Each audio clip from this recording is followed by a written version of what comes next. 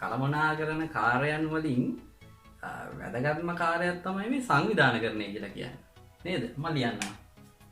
සංවිධානකරණය. ඕගනයිසින් කියලා කියනවනේ. ඕගනයිසින්. රයිට්? මේකේ තියෙනවා පුතේ වැදගත් සංකල්ප ටිකක්. මේක තමයි ළමයින්ට ගොඩක් වෙලාවට පැටලෙන්නේ. ලියා ගන්න තේරෙන්නේ නැහැ. පටල ගන්නවා එතන ගොඩක් මේ තියෙන සංකල්ප ටික. රයිට්? මොනවද මේ සංකල්ප ටික? රයිට්? එකින් එකට කියාගෙන යන්නම්. බලය සහ බලතල. වගකීම සහ වගවීම. මධ්‍යගතකරණය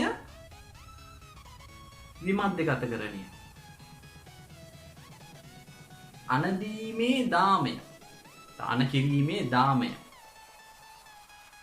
අනකිරීමේ ඒකීයතාවය. පාලන අවකාශය. සංවිධාන ව්‍යුහය. සංවිධාන සටහන. ඔන්න සංකල්පය. ඔය ටිකෙන් එන්නේ නැත්නම් ප්‍රශ්නයක් අනිවාර්යෙන් එනවම තමයි ප්‍රශ්නයක්. ප්‍රශ්නයක් එන්නේ නැහැ කියලා කියන්න බෑ. ඔය ටිකෙන් අනිවාර්යෙන් ප්‍රශ්නයක් එන්න පුළුවන්. right? එහෙනම් ඔක්කොම ටික දැනගන්න වෙනවා. ඔක්කොම ටික දැනගන්න වෙනවා. එහෙනම් හරියට අපි පැහැදිලි කරගමු. පුතේ මේවා මේ කටපාඩම් කරන්න නම් ලෑස්ති වෙන්න එපා. පුළුවන් තරම් හොඳට අහගෙන ඉඳලා ඔළුවට දාගන්න. එච්චරයි මම බලාපොරොත්තු වෙන්නේ. හරිද? කියන්නේ මොකද්ද කියලා තේරුම් ගන්න. මේකයි වෙන්නේ කියලා. ඒ අදහස් වෙන විදිහට උත්තරේ ගලපලා ලියන්න. හරි පුතේ. මොකද්ද පුතේ මේ මං කියව සංකල්ප ටික කියන්නකෝ. මොනවද? බලය සහ බලතල. බලය සහ බලතල. අනිත් එක වගකීම සහ වගවීම. අනිත් එක මධ්‍යගතකරණය සහ විමධ්‍යගතකරණය. විමධ්‍යගතකරණය. මම වේගින් ලියාගෙන යන්නම්. හතරවෙනි එක මොකද්ද? අනකිරීමේ දාමය. පස්වෙනි එක අනකිරීමේ ඒකීයතාවය. අනිත් එක හයවෙනි එක පාලන අවකාශය. මේකට කළමනාකරන අවකාශය කියලාත් කියනවා. පාලන අවකාශය කියලාත් කියනවා. ඊළඟ එක සංවිධාන ව්‍යුහය. අනිත් එක සංවිධාන සටහන. right. දැන් මේවට ඉන්නේ ඉංග්‍රීසි වචන ටිකක් උගන්වන්න නේද? මේ වැඩක් නැහැ කියලා නම් හිතන්න එපා. right. මේ මොකද ඉංග්‍රීසි වචන ඉගෙනගෙන අපි ඉංග්‍රීසි ලියන්නේ නැහැ නේ මේ පේපර් එකට. මොකටද අපි ඕක ඉගෙන ගන්න කියලා නේද? එහෙම නෙමෙයි. ඉංග්‍රීසි වචන ටික දැනගන්න. ඔයාලා විශ්වවිද්‍යාල අධ්‍යාපනයකට ගියපු කායක ඔයාලට මේවා ඉංග්‍රීසි වලින් ඉගෙන ගන්න ලැබෙනවා. ඒ නිසා සිංහල වචනින් ගිහිල්ලා ඉගෙනගෙන ගිහිල්ලා එතනට ගියාට පස්සේ මොකද වෙන්නේ? හොල්මන් එනවා. ඊට පස්සේ වෙනම ඉංග්‍රීසි වචන හොයන්න වෙනවා. මේ දන්න දේ ඊට පස්සේ ලියා ගන්න තේරෙන්නේ නැහැ. මොකද්ද කියන්නේ කියලා තේරෙන්නේ නැහැ. අඩුම තරමේ මේවට කියන මාතෘකා ටික හරි දැනගෙන කියන. මේක තමයි කියලා තියෙන්නේ කියලා මතක් වෙනවා. ඒ නිසා ඉංග්‍රීසි වචන ටික දැනගන්න. right? power බලයට power කියනවා. බලතලට powers කියලා කියනවා. authority කියලා කියනවා. අධිකාරියටත් කියනවා. වගකීම සහ වගවීම. වගකීමට අපි කියනවා responsibility කියලා. responsibility and accountability.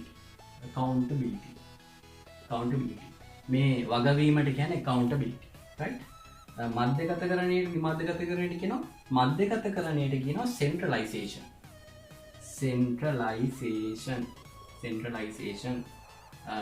and decentralization.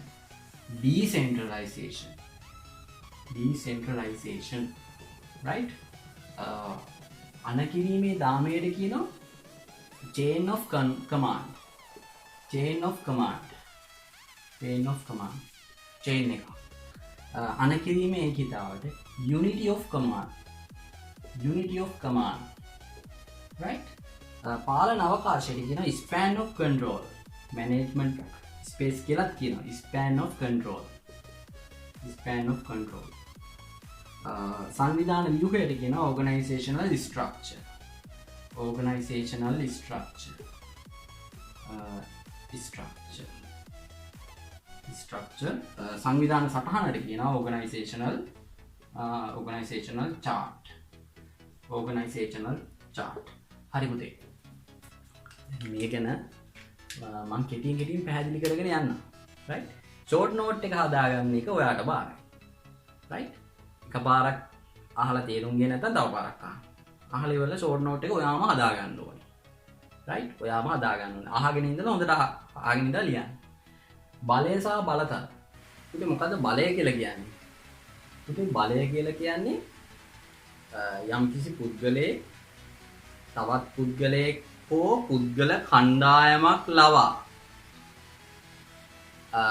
යම්කිසි කටයුත්තක් කර ගැනීමට ඇති හැකියාව.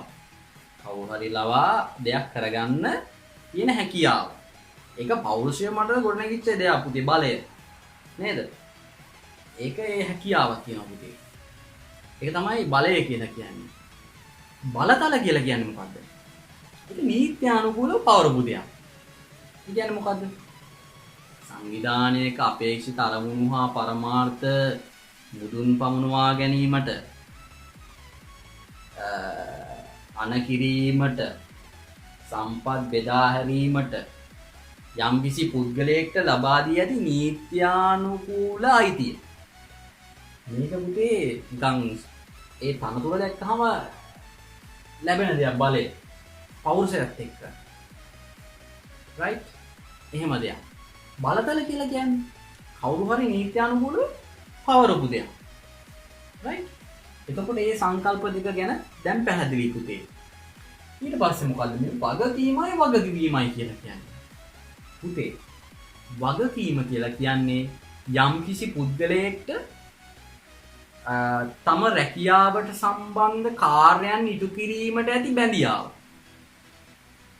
යම්කිසි පුද්ගලයෙක්ට තම රැකියාවට සම්බන්ධ කාර්යයන් ඉටු කිරීමට ඇති බැඳියාව. right? මොකක්ද? දැන් හිතන්නකෝ ආයතනයක වැඩ කරන මැෂින් ඔපරේටර් කෙනෙක් කියලා මොකක් හරි සේවකයෙක්. එයාට තියෙනවා මැෂින් එක චෙක් කරන්න තියෙනවා, බලන්න තියෙනවා. එයාගේ වගකීම.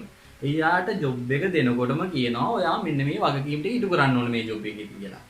ඒක මේ තනතුරත් එක්කනේ ලැබිලා තියෙන්නේ. අන්නේ තනතුරත් එක්ක ලැබිලා තියෙන කාර්යයන් ඉටු කිරීමට ඇති බැඳියාව තමයි මොකද්ද කියන්නේ? වගකීම. මේක වගවීම. පටල ගන්න එපා. මේ දෙක. වගකීම කියන්නේ බැඳියාව ඉටු කරන්න. කියන්නේ නීත්‍යානුකූලව කියන්නේ තනතුරේ තියෙන කාර්යයන් ඉටු කරන්න. වගවීම කියලා කියන්නේ පුතේ ඉහළ කළමනාකරන මට්ටම් වලට ඉහළ නිලධාරීන්ට තම කටයුතු පිළිබඳව වාර්තා කිරීමට නැත්නම් දැනුම් දීමට සාධාරණී කිරීමට තියෙන බැඳීම තමයි වගවීම කියලා කියන්නේ. පුතේ මේ බලන්න මොකද්ද මේ? මධ්‍යගතකරණය අනිත් එක විමධ්‍යගතකරණය. right? පුතේ මධ්‍යගතකරණය කියලා කියන්නේ මේ තීරණ ගන්නවනේ පුතේ ඕනම බිස්නස් එකක නේද? දැන් ඕනම බිස්නස් එකක පුතේ මොනවද ගන්න? තීරණ ගන්නවා. එහෙම කියන්නේ තීරණ ගන්න තියෙන අයිතිය ඉහළ කළමනාකරන මට්ටමේ රඳවාගෙන තියාගන්නවා නම් ඒකට කියනවා මොකද පුතේ? මධ්‍යගතකරණය. කොහොමද කියන්නේ? මධ්‍යගතකරණය යනු ව්‍යාපාර ආයතනයක තීරණ ගැනීමේ අයිතිය නැතහොත් ස්වාධීනත්වය, තීරණ ගැනීමේ ස්වාධීනත්වය ඉහළ කළමනාකරන මට්ටම තුල පමණක් රඳවා ගැනීම.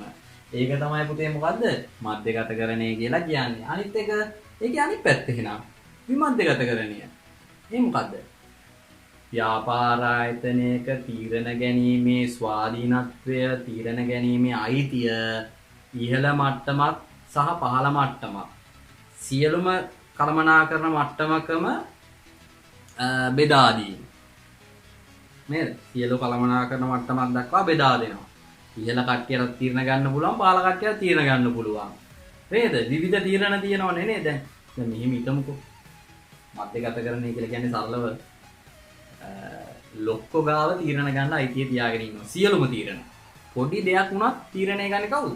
මේ පල්ලෙහා සේවකයින්ගේ පොඩි ප්‍රශ්නයක් වුණත් තීරණ ගන්නේ ලොක්කෝ. එහෙම මතක තියාගන්නකෝ. විමධ්‍යගතකරණය කියන්නේ මොකද්ද? ලොක්කෝ තීරණ ගන්නවා ඊට යටින් ඉන්න පොඩි පොඩි ලොක්කෝ තීරණ ගන්නවා. ඒතර දැන් මේ හිතන්නකෝ මැෂින් එකක් කැඩිලා. රයිට්? මැෂින් එකක් පොඩි මැෂින් එකක් කැඩිලා ඒකේ මේ රිපෙයාරින් එකක් යනවා. ඒ ගැන තීරණය ගන්න ලොක්ක ගාවට යන්න ඕනේද විමධ්‍යගතකරණය? නෑ. එතකොට අර පල්ලෙහා කට්ටියට තීරණ ගන්න පුළුවන්. එතකොට මේවැය වාසි අවාසියම තියෙනවා පුතේ ගොඩක්. රයිට්? මේවැය වාසි අවාසි. ඒක ගැන අපි පස්සේ කතා කරමුකෝ නේද? රයිට්. මොකද පුතේ? අනකිරීමේ දාමය. ඒ කියන්නේ chain of command.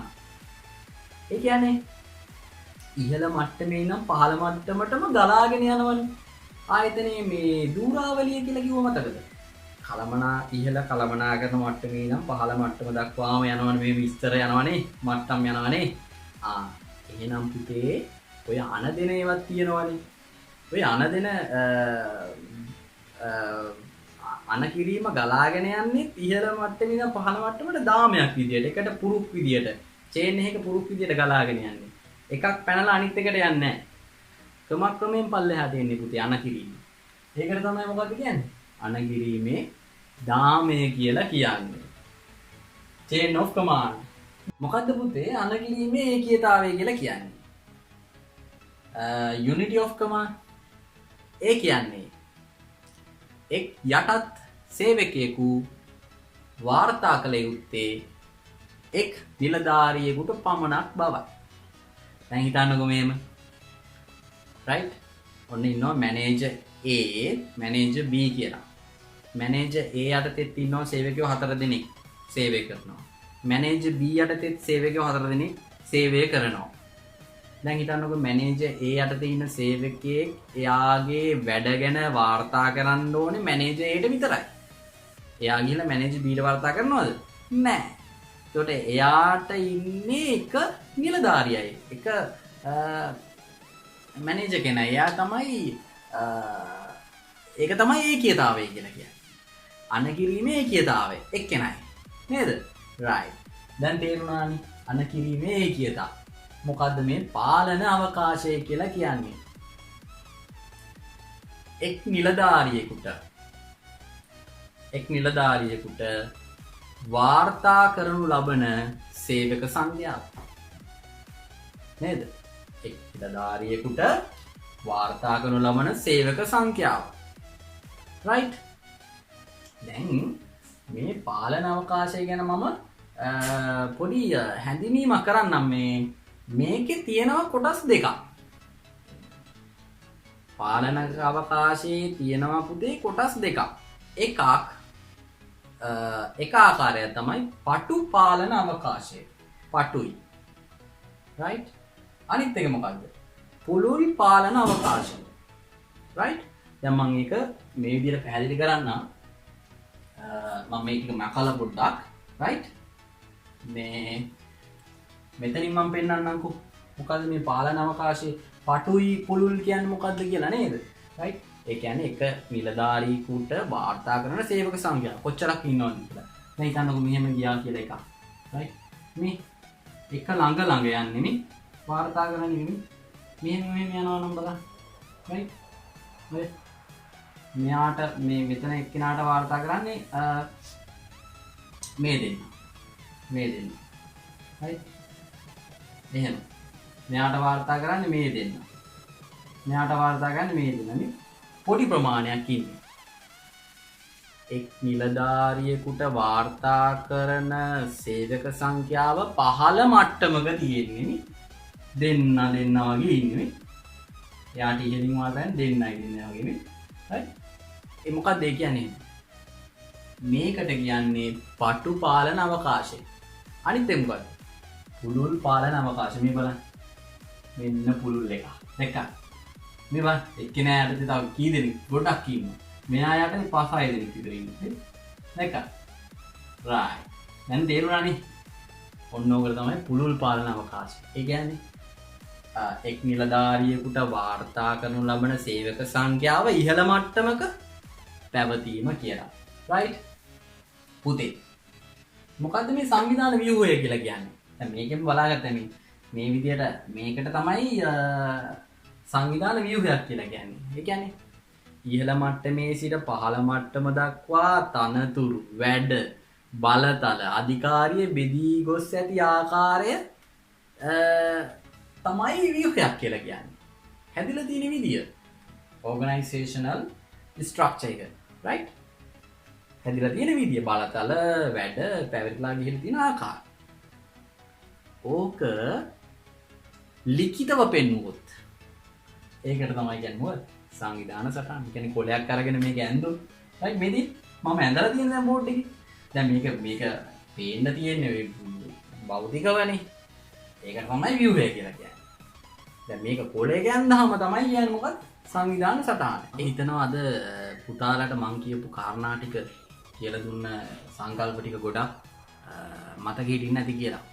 ඉතින් ඉදිරියේදී තවත් වැදගත් කොටසකින් සම්බන්ධ වෙන්න බලාපොරොත්තු වෙනවා.